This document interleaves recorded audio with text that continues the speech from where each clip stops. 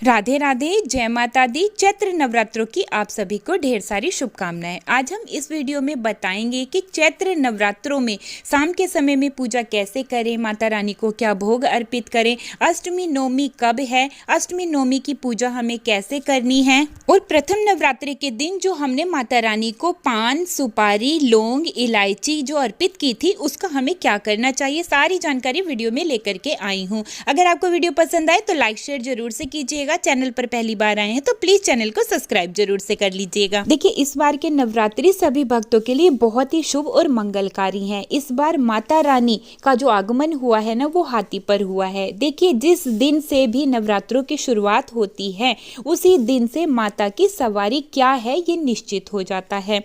तो इस बार माता रानी हाथी पर सवार होकर आई हैं और हाथी पर ही माता प्रस्थान करेंगी। अच्छा देखिए, इस बार जो है अष्टमी तिथि 5 अप्रैल को रहेगी और जो नवमी की तिथि है वो 6 अप्रैल को रहेगी। एक नवरात्रा कम हो रहा है इस बार, ठीक है। अच्छा, कुछ लोगों के यहाँ पर अष्टमी पूजन किया जाता है और कुछ लोगों के यहाँ पर नवमी पूजन किया जाता है। तो जो लोग अष्टमी पूजन करते हैं तो वो सप्तमी का व्रत रखते हैं और अष्टमी को जो है माता रानी की पूजा करते हैं, और जिनके यहाँ पर नवमी का पूजन होता है तो वो अष्टमी का व्रत करते हैं, फिर नवमी को माता रानी की पूजा करते हैं, माता रानी को भोग लगाते हैं, कन्या पूजन करते हैं। तो हमारे यहाँ पर अष्टमी पूजन होता है। अगर आपके यहाँ पर नवमी पूजन होता है तो आपको नवमी के दिन इसी तरह से पूजन करनी है जैसे मैं आपको बताने के लिए जा रही हूँ। तो आपको अष्टमी के दिन सुबह जल्दी उठना है। जल्दी उठने के बाद आपको जो है अपने घर के मंदिर की, मतलब जहाँ पर भी आपने माता रानी को विराजमान किया है वहाँ से जो है अच्छे से सफाई कर लेनी है। जैसे हम शाम के समय में पूजा करते हैं ना, तो वहाँ पर माता रानी को पुष्प वगैरह अर्पित करते हैं, अग्यारी वहीं पर ही रखी होती है ना, तो उन सारी चीज़ों को मंदिर से हटा लेना है और थोड़ा सा जो है गंगा जल का छींटा लगा करके एक घी का दीपक आप जरूर से जलाएं। अगर घर के मंदिर में आपने अखंड ज्योति जलाई हुई है तो उसको इसी तरह से जला रहने दें और आप जल्दी से जाके माता रानी के लिए भोग की तैयारी करें, ठीक है। तो भोग में आपको जो है हलवा, पूड़ी, सब्जी और जो चने होते हैं काले वाले, ये चीजें आपको जरूर से बनानी है। अगर आप ये सब भी ना कर पाए तो आपको जो है पूड़ी, हलवा और चना ये तो आपको जरूर से ही बनाना है। जब भोग प्रसादी तैयार हो जाए फिर आप जो है एक थाली में 9 जगह आपको जो है पूरी रखनी है, दो पूरी आपको 9 जगह एक थाली में रखनी है। उसके ऊपर आपको थोड़ा थोड़ा हलवा रखना है और थोड़े थोड़े चने रखने हैं। अगर आप सब्जी बनाते हैं तो सब्जी भी आप रख सकते हैं, लेकिन सब्जी शुद्ध सात्विक होनी चाहिए, बिना लहसुन प्याज की, ठीक है। फिर आप माता रानी के पास में भोग को अर्पित करके माता रानी की आप विधिवत इसी तरह से पूजा करें जैसे कि आपने जो है नवरात्रों के पूरे 9 दिन की है, ठीक है। फिर आपको कपूर से देसी घी का एक दीपक जलाना है, उसमें थोड़ा सा कपूर, एक लौंग का जोड़ा डाल के माता रानी की आरती करनी है। फिर आप जो भी पाठ करते हैं ना वो आपको जो है पाठ करना है। अगर आप दुर्गा सप्तशती का पाठ करते हैं, दुर्गा चालीसा का पाठ करते हैं, वो पाठ आपको करना है, ठीक है।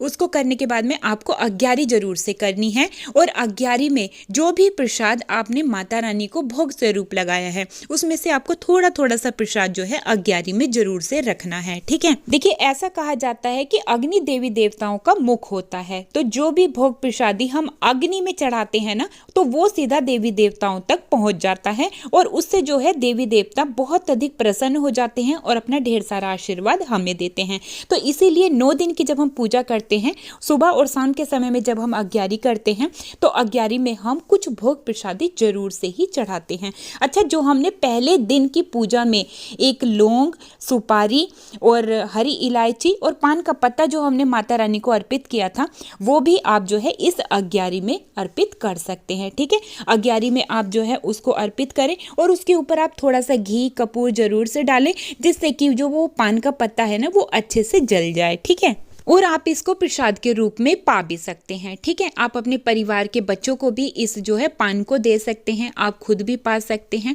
ठीक है। बाकी जो आपने सूखे मेवे का भोग मैया को लगाया है वो अपने परिवार के सभी सदस्यों को जरूर से प्रसाद के रूप में बांटें। तो इस तरह से आप जो है अष्टमी के दिन सुबह में आपको पूजा करनी है। और जो आपने कलश स्थापित किया था, तो अगर आपके यहाँ पर अष्टमी पूजन होती है तो आपको जो है उस कलश को उठा लेना है अष्टमी के दिन। अगर आपके यहाँ नवमी पूजन होता है तो आपको नवमी के दिन उस कलश को हटाना है। ऊपर जो नारियल रखा हुआ था वो अपने घर के किसी सदस्य से, मतलब आपका बेटा है या आपके हस्बैंड है, उनसे आप जो है माता रानी का नाम लेते हुए उस नारियल को तुड़वाएं, ठीक है कि और उस नारियल को फिर जो है प्रसाद के रूप में आप कन्याओं को बांट सकते हैं, अपने घर के सभी सदस्यों को आप दे सकते हैं। और जो कलश में जल है, इस जल से हमें अपने पूरे घर में जरूर से छींटे लगाने चाहिए, क्योंकि देखिए ये कलश ना पूजा में स्थापित रहा है और 9 दिनों तक विधिवत हमने पूजा की है। तो इस कलश में जो भी चीजें हमने अंदर डाली थी और जो कलश में जल है ये पूरी तरह से सिद्ध हो चुका है। तो इसलिए इस जल के छींटे आपको अपने पूरे घर में लगाने हैं।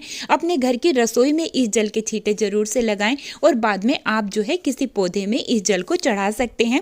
और जो कलश के अंदर जो हमने चीजें रखी थी, जैसे एक सिक्का, हल्दी की गांठ, सुपारी, लौंग, इलायची, तो जो लौंग और इलायची है इसको तो आप प्रसाद के रूप में ग्रहण कर सकते हैं। बाकी और जो चीजें हैं उसको आप लाल कपड़े में बांधकर अपने घर में रख सकते हैं। तो जी इस तरह से अष्टमी का पूजन करने के बाद में, कन्या जिमाने के बाद में आपको भी जो है माता रानी के प्रसाद को ग्रहण करना है, ठीक है, अपने व्रत को खोलना है, ठीक है।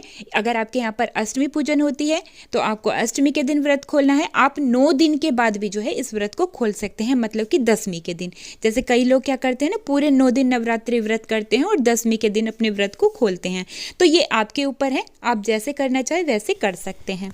अब देखिए नवरात्रों में हमें है ना बहुत अधिक शुद्धता और पवित्रता का ध्यान रखना चाहिए। जैसे कि हम जो है नवरात्रि के समय में, शाम के समय में जो हम पूजा करते हैं ना, तो हो सके तो आप स्नान कर लें। अगर आप किसी वजह से स्नान नहीं कर पाते हैं शाम के समय में, तो जो वस्त्र आपने पूरे दिन पहने हैं उसको जो है आपको अच्छे से हाथ मुँह धुल करके बदल लेना है। साफ स्वच्छ वस्त्र आपको धारण करने हैं। फिर आपको अपने घर के मंदिर में घी का दीपक जलाना है। ये शुद्ध घी होना चाहिए, अगर गाय का घी हो तो बहुत ही अच्छा रहता है। तो आप दीपक जलाएं घी का। उसके अंदर आपको एक कपूर की टिक्की रखनी है और एक लौंग का जोड़ा रख करके माता की आरती करनी है। आप जो है शाम के समय में दुर्गा चालीसा का पाठ भी कर सकते हैं। इसके अलावा आपने जो भी नियम लिया हुआ है, जैसे कुछ लोग रामायण पढ़ने का नियम लेते हैं, भागवत जी पढ़ने का नियम लेते हैं, तो वो भी आप जो है इसका पाठ कर सकते हैं। यही चौकी के पास बैठ के आपको पाठ करना है। अच्छा, शाम के समय में आपको जो है अग्यारी जरूर से करनी है। जैसे सुबह में अग्यारी करते हैं ना, वैसे ही आपको जो है छोटी सी अग्यारी शाम के समय भी जरूर से करनी चाहिए। इस अग्यारी में आप जो है देसी घी 1 चम्मच आप डालें और एक कपूर की टिक्की रखें और थोड़ी सी सामग्री, और जो भी आपने माता रानी को भोग सामग्री अर्पित किया है, जैसे कि शाम के समय में आप सूखे मेवे का भोग लगा सकते हैं, फलों का भोग लगा सकते हैं, मिठाई का भोग लगा सकते हैं, और आप जो है खीर बनाकर भी माता रानी को भोग लगा सकते हैं।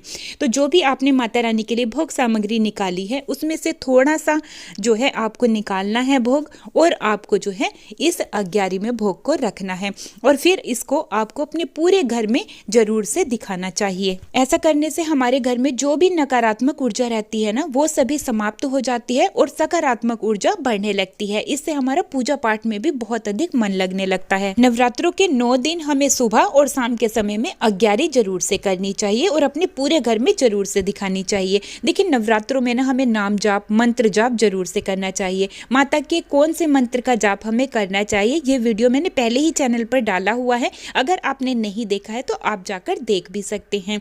जो मैंने वीडियो डाला था ना कि नवरात्रों में माता रानी की पूजा किस तरह से करनी चाहिए, उसी में ही मैंने मंत्र भी बताया हुआ है, आप जाकर देख सकते हैं। इसके अलावा देखिए हमें नवरात्रों के समय में क्या नहीं करना चाहिए। तो देखिए हमें किसी के घर का अन्न नहीं खाना चाहिए, जल भी नहीं पीना चाहिए, शुद्ध सात्विक रहना चाहिए, झूठ नहीं बोलना चाहिए, किसी की निंदा नहीं करनी चाहिए, चोरी नहीं करनी चाहिए, ठीक है। माता रानी के भजन आप कर सकते हैं, अपने घर पर भी कीर्तन करवा सकते हैं, ये बहुत ही शुभ और फलकारी रहता है। तो जी इस तरह से आप जो है शाम के समय में इन नवरात्रों में पूजन कर सकते हैं माता रानी का, और अष्टमी और नवमी के दिन भी आप इस तरह से पूजन कर सकते हैं। उम्मीद करती हूँ आज की ये वीडियो आप सभी के लिए बहुत ही लाभकारी रही होगी। वीडियो अच्छी लगी है तो लाइक शेयर जरूर से कीजिएगा। अब मैं वीडियो को यहीं पर ही रोकते हुए लेती हूँ आप सभी से विदा। मिलती हूँ एक और नई वीडियो के साथ, तब तक के लिए आप सभी को प्यार भरा राधे राधे, हरे कृष्णा, जय माता दी।